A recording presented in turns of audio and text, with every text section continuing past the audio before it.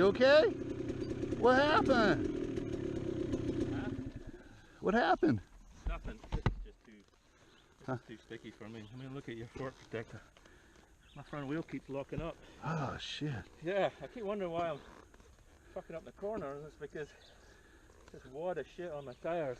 Yeah, They're locking up my wheel. we'll have about maybe 40 more yards of this, which is whatever equates to meters. I can't clear it. That's the problem. Even the back wheel when I spin it's having a hard time. Yeah, throwing no, it off.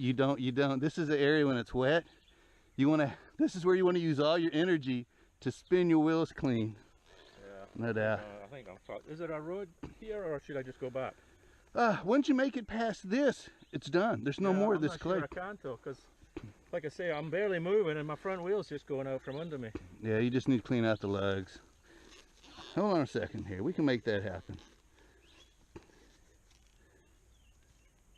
Like I say, it's fucking jammed up. Yeah, let me help you out. You know, it's funny. The last time me and Larry rode, this is where we stopped at, because it had rained for 3 days and we rode this trail. Man, it was terrible. Going down the hill, coming down, I slid into a tree, had no brakes.